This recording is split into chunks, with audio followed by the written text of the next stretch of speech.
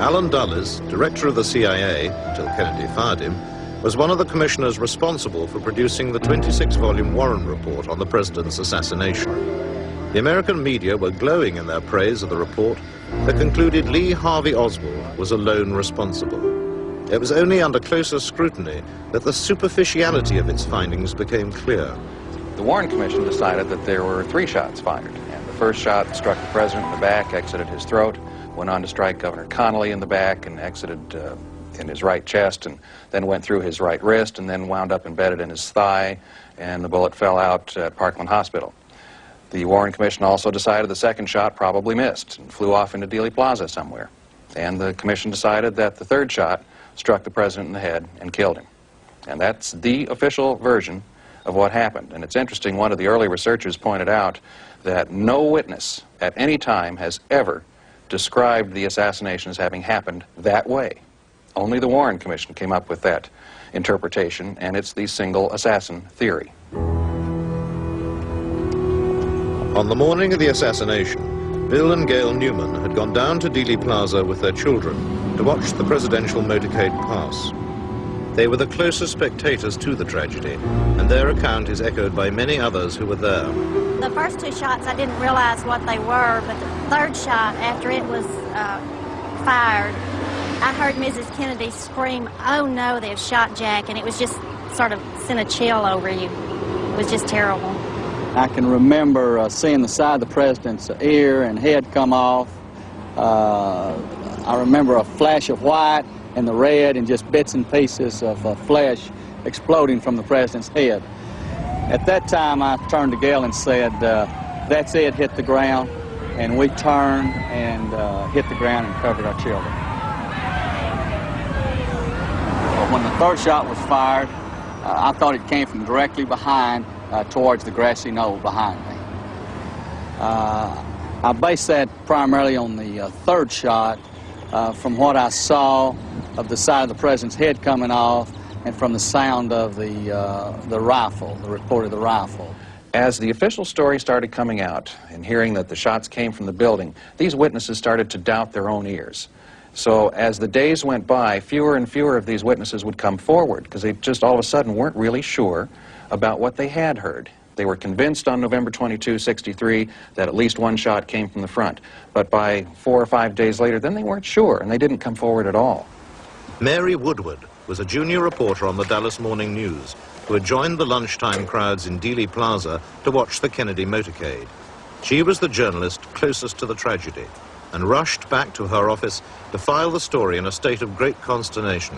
They first of all took me to the office nurse and had me have a tranquilizer because they thought was somewhat hysterical. I think I was behaving quite rationally under the circumstances. But anyhow, I then sat down and wrote the story immediately and actually had completed the story before the news was absolutely confirmed that he was even dead. So the story was absolutely my own impressions. It was not from anything anyone had said or what I had read or heard. Some things I have often said I would hate to swear before a court of law or before God, but one thing I am totally positive of in my own mind is how many shots there were. And there were 3 shots. The second 2 shots were immediate. It was almost as if one were an echo of the other. They came so quickly. The sound of one did not cease until the second shot. With the second and third shots, I did see the president being hit. I literally saw his head explode. So I felt that the shots had come, as I wrote in my article, from behind me and to my right, which would have been in the direction of the grassy knoll and the railroad overpass. Because it contradicted the sole assassin theory, Mary's eyewitness account was quickly pulled and her version discounted. Civic leaders, responsible people, whether it be the mayor, the managing editor of the paper, almost felt it a responsibility to kind of not rock the boat, perhaps. The neat answer was the version that came to be the most widely accepted, that there were 3 shots and they had all come from the school book depository building and they were all fired by Lee Harvey Oswald. We do know that the FBI, as the official investigative body for the Warren Commission, apparently collected all the possible evidence it could find that indicated Lee Harvey Oswald did it and did it alone. Other evidence that pointed to perhaps other people or other locations for shooters was either ignored or deemed to be mistaken or misinterpreted. I was interviewed by the FBI, but I did not testify before the Warren Commission. It's my understanding the reason I did not go before the Warren Commission was because in my statement that I thought the shots came from directly behind implied the shots were coming from the grassy knoll. This is something apparently the Warren Commission did not want to hear. They wanted to keep the direction of the assassination in the direction of the school book depository.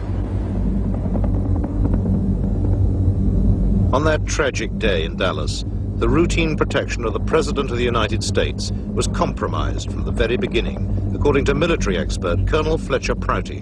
What they call protection of the President is an old skill. I went to Mexico City in 1956 when President Eisenhower went to Mexico City. And by that I mean the security people went there more than a month early to look at every angle of the trip. There are rules and manuals on what we call protection. The Secret Service, that is an organization of limited size, is authorized to call any number of military people. And these are military people who are already trained to augment their forces in a case like this. There's no shortage of people. Ordinarily, a unit of military, I think was called a Special Group Number 113, would have come up from San Antonio, Texas, and would have been deployed all through the streets of Dallas, the important streets of Dallas. That was not done. In fact, the commander was specifically told he wasn't needed. You've all seen the picture of the school book building, you know, where Oswald is supposed to have shot the president. You notice in those pictures there are open windows. If the Secret Service had been there and had done their usual job, none of those windows would have been opened. And had anyone opened one of those windows at that time, they would have been on the radio, they would have had a man in that room immediately, and the window would have been closed. You see, that's protection. That didn't take place. In fact, there were no Secret Service people on the ground around Dealey Plaza that afternoon. They were told they were not needed. There was further unprofessional conduct concealed at the time. The night before the assassination, most of the presidential bodyguard spent a drunken evening at this notorious Fort Worth nightclub, some staying until 5 a.m.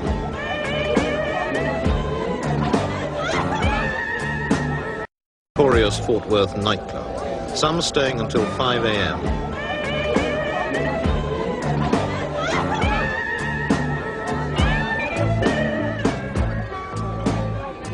Drinking alcohol while on a tour of duty contravened all Secret Service regulations.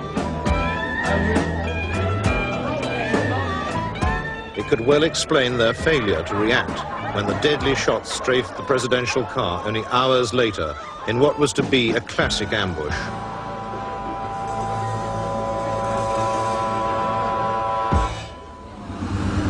Instead of going straight down the street and then to the Trade Mart, he made this 90-degree turn and then another very sharp turn in front of the school book depository building. Now, the Secret Service have rules against that.